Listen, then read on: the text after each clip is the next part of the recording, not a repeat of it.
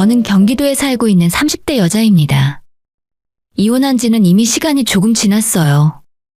전 남편과 이혼하고 지금은 돌싱녀로 당당하게 살고 있습니다.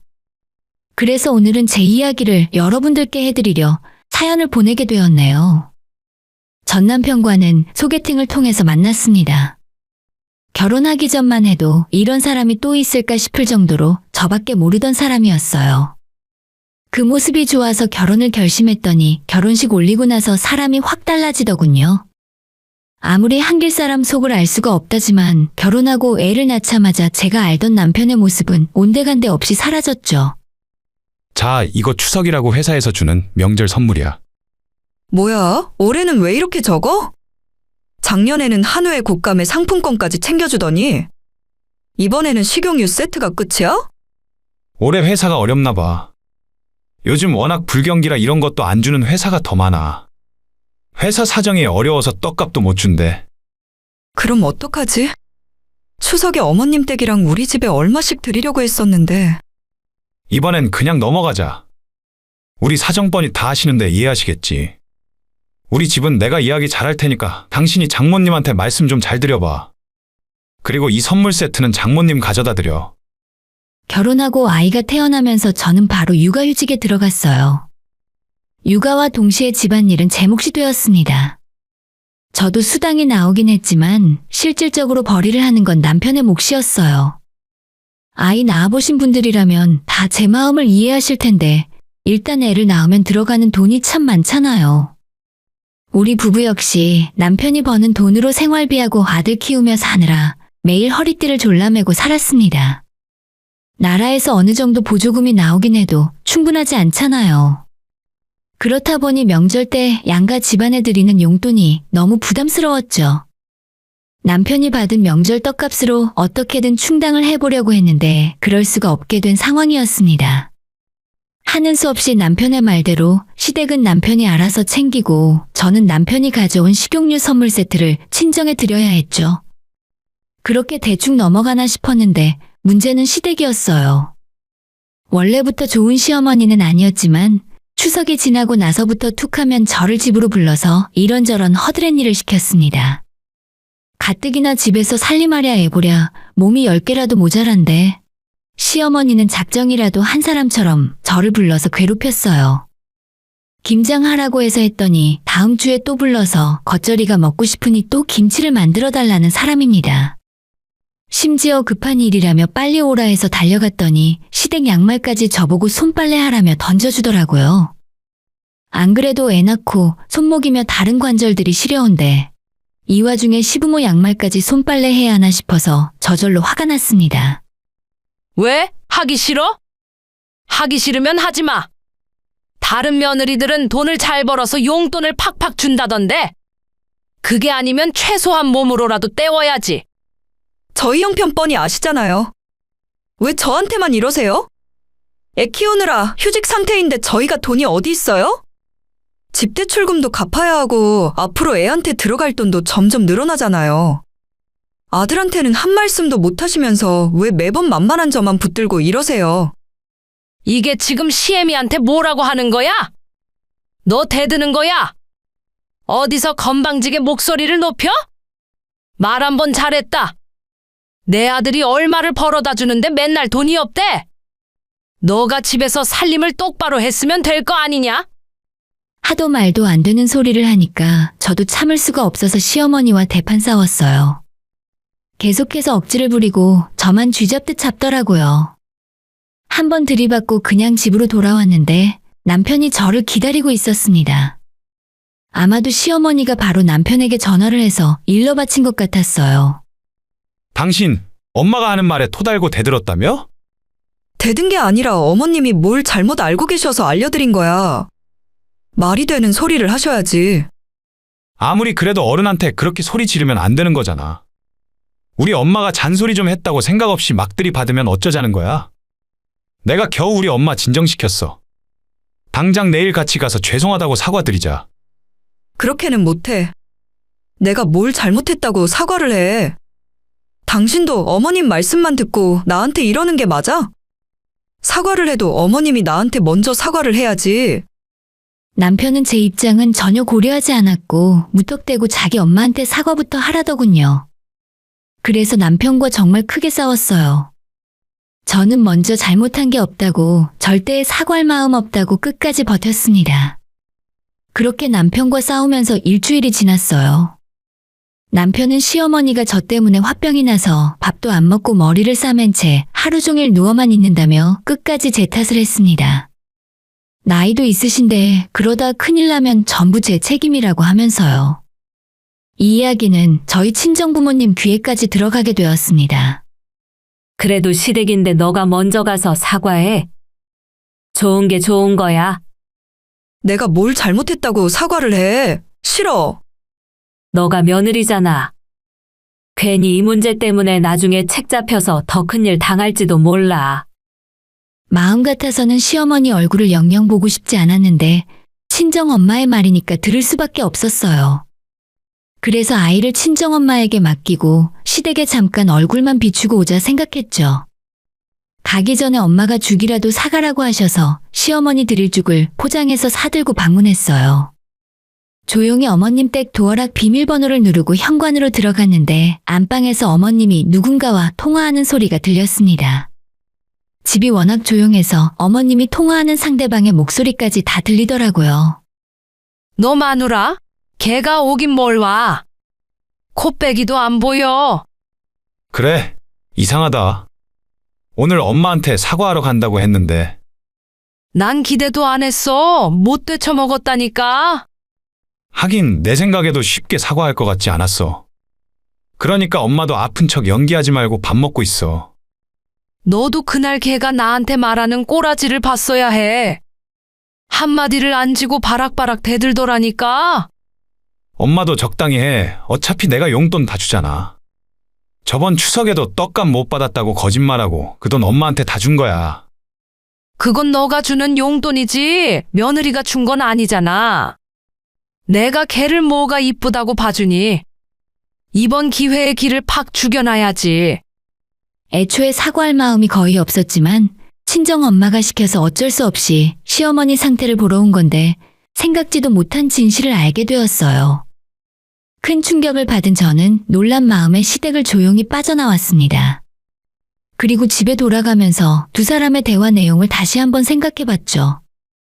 이 상황을 아무리 생각해봐도 시어머니와 남편이 저를 속이고 뒤에서 몰래 바보 취급했다는 사실은 변함이 없더라고요. 그래서 도저히 참을 수 없는 분노를 억누르며 남편이 집에 오기만을 기다렸어요. 저녁이 되자 퇴근한 남편이 집에 돌아왔습니다. 저는 기다렸다는 듯 남편에게 소리를 지르고 쏘아붙였죠. 나 이제 다 알았어. 너가 그동안 어머님이랑 짜고 나를 속이고 있었잖아. 무슨 소리를 하는 거야? 오늘 내가 어머님 집에 갔다가 당신이랑 전화하는 거 다 들었어. 너 나한테 그동안 거짓말하고 있었더라? 추석에 떡값 안 받았다며.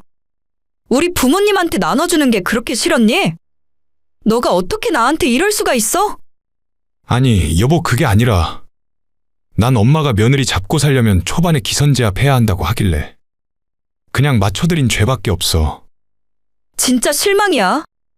내가 앞으로 당신을 어떻게 믿고 살아? 우리 그냥 이혼하는 게 낫겠어. 이혼? 여보, 무슨 이런 일로 이혼까지 해? 진짜 제가 이 일이 있고 처음부터 남편과 이혼을 생각한 건 아닌데 생각을 하면 할수록 화가 나서 남편에게 이혼하는 게 낫겠다고 말해버렸어요. 그날 이후 우리 부부는 각방을 쓰게 되었습니다. 저는 아이방에서 잠을 자며 남편과 일절말을 섞지 않았어요. 남편은 저를 볼 때마다 자기가 잘못했다며 싹싹 빌었고 그날 이후로 제게 다시 점수를 따보려고 많은 노력도 했습니다. 하루가 멀다 하고 저희 친정에 찾아가서 맛있는 것도 사드리고 별의별 짓을 다 하더라고요. 무려 저희가 각방을 쓰고 2달이 넘도록 그렇게 했어요. 그러다 보니 저도 사람이라 마음이 조금씩 풀리기 시작했습니다. 사람 마음이라는 게 참 우습더군요. 저를 기만한 남편과 그때 단칼에 이혼을 했어야 하는데 잘 보이려고 하는 노력에 한번 봐주고 넘어가기로 했어요. 무엇보다 아직 어린 제 아이에게 아빠 없는 삶을 살게 하는 건 너무 미안한 일이라는 생각이 들어 딱 한 번만 남편을 용서하고 기회를 주고 싶었습니다. 하지만 그렇다고 해서 하루아침에 다 풀어주면 안 될 것 같았어요. 앞으로 잘 지켜보겠다 이야기하고 그때부터 각방 생활을 끝냈습니다. 또 그렇게 몇 달이 지나갔는데 남편의 노력은 오래가지 않았습니다. 여보, 이번 주 금요일에 우리 엄마 생신인 건 알지? 그래, 벌써 장모님 생신이야? 뭐, 내가 지난주에 이야기했잖아. 벌써 까먹으면 어떡해? 요즘 바빠서 미안해. 그날 장모님 댁에서 식사하는 거야? 맞아. 엄마 집에서 다 모일 거야. 당신도 늦지 말고 와야 해. 나 금요일에는 어려울 것 같은데. 우리 부서 전체 회식이라 빠지기 힘들어. 당신이 가서 내 몫까지 축하드려줘. 난 따로 장모님한테 전화할게. 알겠어. 그럼 내가 용돈 챙겨드릴게. 생신이니까 적당히 드려야지. 용돈은 내가 드릴게. 당신은 걱정하지 마. 그 전까지만 해도 남편은 저한테 잘 보이기 위해 친정 부모님에게 잘하고 있었어요. 그래서 이번에도 남편이 알아서 잘할 거라고 생각했습니다. 금요일에 저는 아이를 데리고 친정으로 갔고 남편은 예정대로 회식을 갔습니다. 혼자 친정집에 방문해서 엄마의 생일을 축하해드렸습니다. 케이크도 사가고 맛있는 것도 먹고 즐거운 시간을 보내다가 왔어요. 그리고 며칠 후 집에서 쓰레기 봉투를 밖에 내다 버리려고 정리를 하던 중에 너무 꾹꾹 눌러 담았는지 비닐이 퍽하고 옆구리가 찢어지더라고요. 그래서 바닥에 쏟아진 쓰레기를 다른 비닐에 다시 주워 담고 있는데 꼬깃하게 구겨져 있는 영수증이 눈에 띄었습니다. 이게 뭐야, 노래방? 아니, 무슨 노래방에서 이렇게 돈을 많이 긁었대. 영수증에는 분명 노래방이라고 되어 있었는데 60만 원이 넘는 돈이 결제되어 있었어요. 자세히 살펴보니 며칠 전 남편이 회식을 한다고 했던 우리 친정엄마 생신날이었습니다. 평소 친하게 지내던 남편의 동료 직원 와이프에게 카톡을 보내 물었는데 그날에 회식을 한 적이 없다고 하는 겁니다. 저한테 회식이라 거짓말을 하고 우리 엄마 생신날에 놀러 갔나 싶더라고요. 순간 남편이 우리 엄마한테는 용돈으로 얼마를 보냈을까 궁금해졌어요. 그래서 바로 친정엄마에게 전화를 걸었습니다. 엄마, 얼마 전에 엄마 생일날에 김서방이 용돈 보내줬지? 얼마 보냈어? 그건 뭐하러 물어봐. 그냥 궁금해서 그래. 얼마 보내줬는데. 평소 주던 대로 줬어? 너는 그건 굳이 알아서 뭐 하려고 또 싸우는 거야? 아, 그런 거 아니라니까? 엄마는 왜 딸한테 자꾸 그런 걸 숨기려고 해? 엄마는 한참을 이야기하지 않고 망설이다가 제가 화를 내니까 어쩔 수 없이 사실대로 털어놓으셨어요. 뭐? 3만 원? 엄마 생일에 3만 원을 보냈다고? 남편은 우리 엄마한테 3만 원을 생일 선물이랍시고 보냈고 그 대신 전화를 걸어서 자기가 지금 회사 사정이 너무 안 좋고 돈이 없으니 케이크값만 보내는 거라며 면목 없다는 말을 했답니다. 그 대신 자기가 얼마를 보냈는지 저한테는 절대 이야기하지 말아달라고 했고 아무것도 모르는 우리 엄마는 사위를 감싸고 돌았죠. 엄마는 제가 이 사실을 알면 또 부부싸움을 하고 이혼을 한 해 만에 할 것 같아서 끝까지 비밀로 하려고 했다는데 엄마 때문에 안 그래도 답답한데 더 화가 나는 겁니다. 나는 생일이고 뭐고 너희들한테 용돈 같은 거 안 받아도 돼. 괜히 김서방이랑 싸우지 마라. 요즘 많이 힘든 것 같은데. 너도 혹시 돈 필요하면 언제든지 우리한테 이야기해. 알겠지? 우리 엄마는 참 속이 깊으신 분이세요. 그래서 저를 위해 사위의 허물을 끝까지 지켜주시려고 했나 봅니다. 저는 그래서 더욱더 남편을 용서할 수가 없었어요. 엄마가 뭐라고 하던 이혼은 이미 기정사실이고 어차피 남편과 끝내는 김에 똑같이 갚아주기로 마음을 먹었습니다. 친정엄마 생신과 시어머니 생일이 딱 3주 차이 나거든요. 그때까지 참고 참다가 남편이랑 시댁에 같이 방문한 날에 터뜨려버렸습니다. 어머님, 생신 축하드려요. 제가 선물은 따로 준비 못했고 대신 이건 용돈이에요. 어머님 드시고 싶은 거 사드시고 예쁜 옷도 한 벌 해 입으세요. 저는 시어머니에게 아주 두둑한 돈봉투를 건넸습니다. 꽤 두꺼웠기 때문에 시어머니는 봉투를 만지자마자 입이 해벌쭉하고 벌어지더라고요. 어쩜 저렇게 하나부터 열까지 속을 숨기질 못하는지. 바로 봉투를 열더니 속에 있는 내용물을 확인했어요. 그리고 이내 싹 굳은 표정으로 저를 쳐다봤습니다. 너 지금 나랑 장난하자는 거야? 이게 어디서 시어미를 가지고 놀아? 시어머니의 반응이 심상치 않다고 느낀 남편은 시어머니가 바닥에 집어던진 봉투를 들어 안에 내용물을 확인했어요. 그리고는 자기 엄마처럼 표정이 싹 굳더니 저를 째려보았습니다. 당신 이게 뭐 하는 짓이야? 봉투 안에 전부 1,000원짜리잖아. 우리 엄마 생신 축하한다면서 이게 대체 놀리는 것도 아니고 뭐 하는 짓이냐고. 왜? 그거 3만 원이야. 3만 원이 돈이 너무 적니? 3만 원이라는 이야기를 듣자 남편은 깜짝 놀라는 표정이었고 시어머니는 전혀 앞뒤 상황을 모르고 있으니 저한테 계속 화를 냈습니다. 너 나를 물먹이는 방법도 아주 가지가지다. 이래서 내가 너한테 정을 주려고 하다가도 못 주는 거야. 시어미한테 주는 용돈이 그렇게 돈이 아까워? 자기 아들이 저희 엄마한테 한 짓을 전혀 모르고 시어머니는 부들부들 떨면서 화를 냈어요. 그 꼴을 보고 있자니 정말 기가 막혔습니다. 남편은 입을 꾹 다물고 저를 노려보고 있었는데 제 입장은 오죽했겠어요. 그래서 남편의 얼굴을 똑바로 쳐다보며 시어머니에게 이야기했습니다. 맞아요, 어머님. 돈이 얼마나 아까우면 3만 원을 용돈이랍시고 줬을까요? 그 심보가 너무 궁금해서 저도 한번 따라해 본 거예요. 다른 사람도 아니고 그런 짓을 어머님 아들이 먼저 했었거든요. 저도 처음에 그 말 듣고 깜짝 놀랐어요. 어떻게 장모 생신 축하 용돈으로 3만 원을 보냈을까요? 그게 무슨 소리니? 똑같이 했다니? 우리 아들이 밥 먹고 할 짓이 없니? 그딴 짓을 왜 해?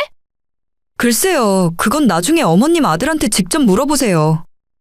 그리고 당신도 내가 분명히 경고했지? 한 번만 더 내 뒤통수 치면 절대 가만 안 놔두겠다고. 그때 이혼했어야 하는데 다시 기회를 준 내가 잘못이지. 그러자 남편은 전부 오해라며 자기가 정말 요즘에 돈이 없어서 어쩔 수 없었다고 변명을 하는 겁니다.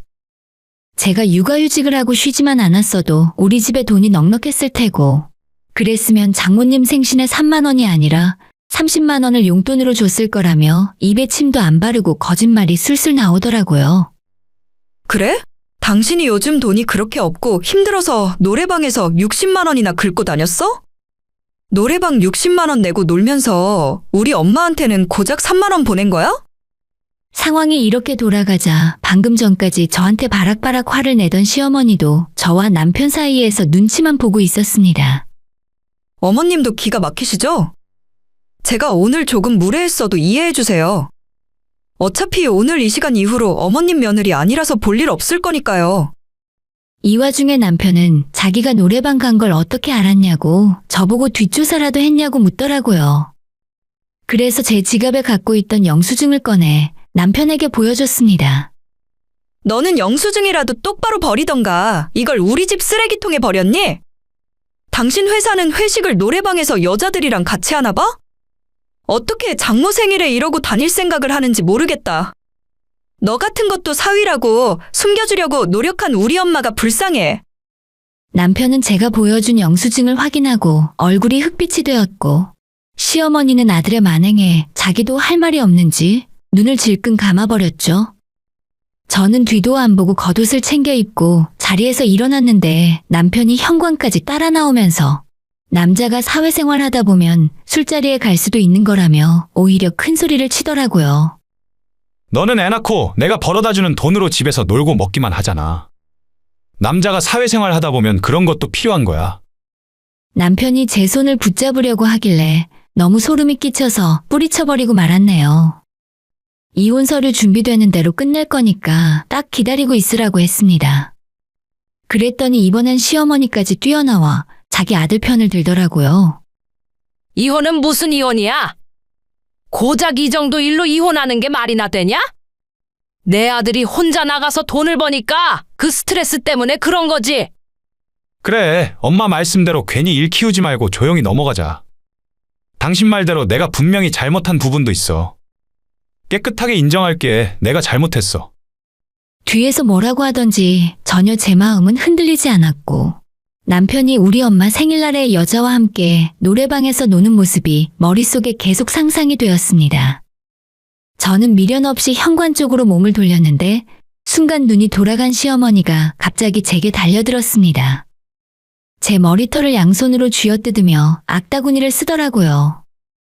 이게 어딜 감히 내 아들한테 협박질이야. 나가려거든 너만 나가. 손주는 내가 키울 테니까 조용히 너만 나가면 돼. 저는 시어머니의 소나귀에서 벗어나기 위해 발버둥을 쳤고 다 늙은 시어머니는 어디서 힘이 그렇게 났는지 저를 끝까지 붙들고 넘어졌습니다. 남편은 당하고만 있는 저를 뒤에서 구경만 하고 있었어요. 힘을 끝까지 쥐어짜서 시어머니를 밀쳐냈고 뒤로 나동그라진 시어머니는 한동안 일어나지 못했습니다. 그 사이에 저는 남편에게 다가가 뺨을 한 대 올려붙였고 바로 뒤도 안 돌아보고 시댁을 빠져나왔죠. 병원으로 달려가 진단서를 발급받았어요.